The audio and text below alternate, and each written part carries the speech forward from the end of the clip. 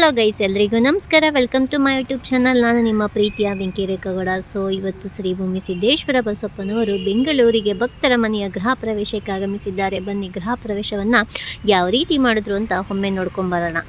ಹಾಗೆ ಯಾರೆಲ್ಲ ನನ್ನ ಚಾನಲ್ನ ಸಬ್ಸ್ಕ್ರೈಬ್ ಆಗಿಲ್ಲೋ ಅವರೆಲ್ಲ ನನ್ನ ಚಾನಲ್ನ ಸಬ್ಸ್ಕ್ರೈಬ್ ಮಾಡ್ಕೊಳ್ಳಿ, ಲೈಕ್ ಮಾಡಿ, ಕಮೆಂಟ್ ಮಾಡಿ, ಶೇರ್ ಮಾಡಿ.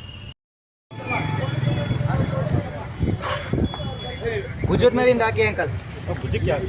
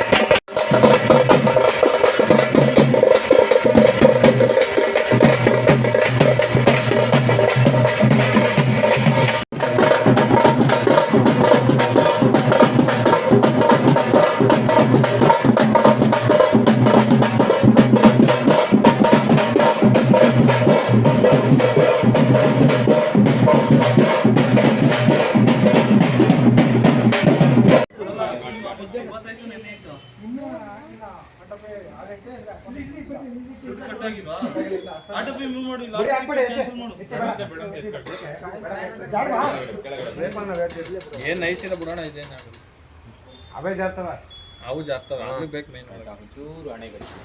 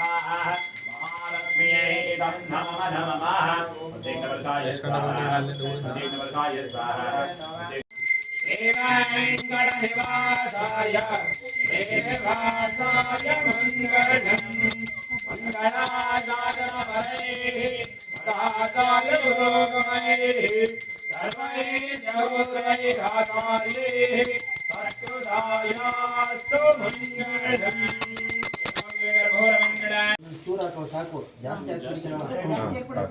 ಆ ಹೂ ತೆಗೆದು ಬಿಡಿ, ಅದು ಹಳೆ ಹೂ ತೆಗೆದು ಬಿಡಿ. ಹಳೆ ರಾಜಸ್ಯ ಸನಗತ ಇತಿ ಮಂತ್ರೇಣ ಕ್ಷೀರೇಣ ಸ್ತವೈಹ್ಯಾಮಿ ದಧಿಕ್ರಾವಣ್ಣ ಮೊಸರು ಹಾಕಿದ್ರೆ ಎರಡು ಒಟ್ಟಿಗೆ ದಧಿಕ್ರಾವಣ್ಣ ಅಕಾರ್ಷಂ ಜಿಷ್ಣಾಹಾರಸ್ಯ ವಾಚಿನಃ ಸುರವಿನಾಹ ಮುಖಾಕರತ್ರಣ ಗಂಧದ ಕಡೆ ತಗೊಳ್ಳಿ.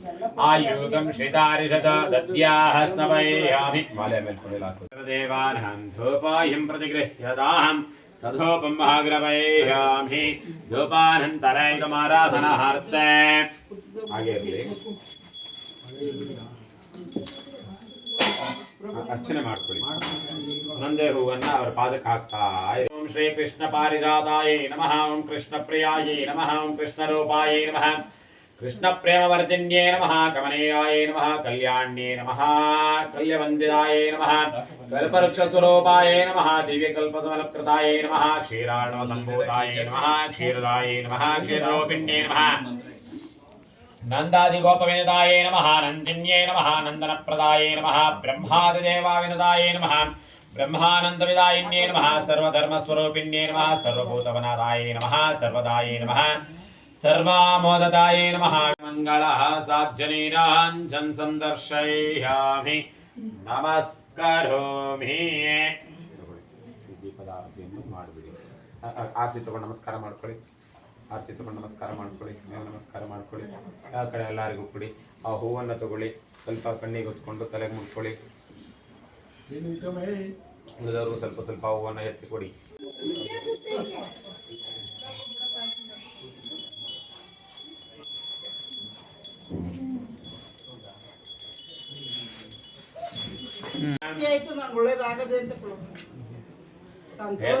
ದಿವ್ಯಾಷ್ಟಾತ್ತರಪೂಜಾನ್ ಸಮರ್ಪಯಾಮಿ ಫಲ ಎರಡು ಫಲಗಳನ್ನ ತಾಂಬೂಲವನ್ನ ಮುಂದೆ ಇಡಿ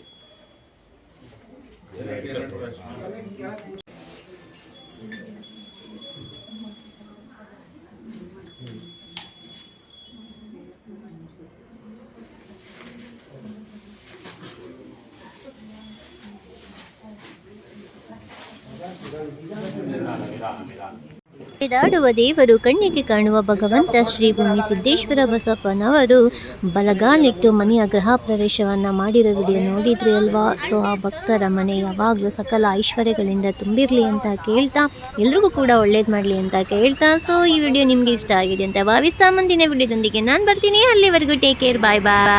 ಹಾಗೆ 2025 ಕಳೀತಾ ಇದೆ, 2026 ಬರ್ತಾ ಇದೆ. ಸೊ ಅಡ್ವಾನ್ಸ್ ಆಗಿ ನಿಮ್ಮೆಲ್ಲರಿಗೂ ಕೂಡ ಹೊಸ ವರ್ಷದ ಆರ್ಥಿಕ ಶುಭಾಶಯಗಳನ್ನ ಕೂಡ ತಿಳಿಸ್ತಾ, ಸೊ ಹೊಸ ವರ್ಷ ನಿಮ್ಮೆಲ್ಲರ ಜೀವನದಲ್ಲಿ ಹರ್ಷವನ್ನು ತರಲಿ ಅಂತ ನಾನು ಬಸಪ್ಪನ ಹತ್ರ ಕೇಳ್ಕೊತೀನಿ. ಸೊ ಒಳ್ಳೇದು ಮಾಡಲಿ. Thank you.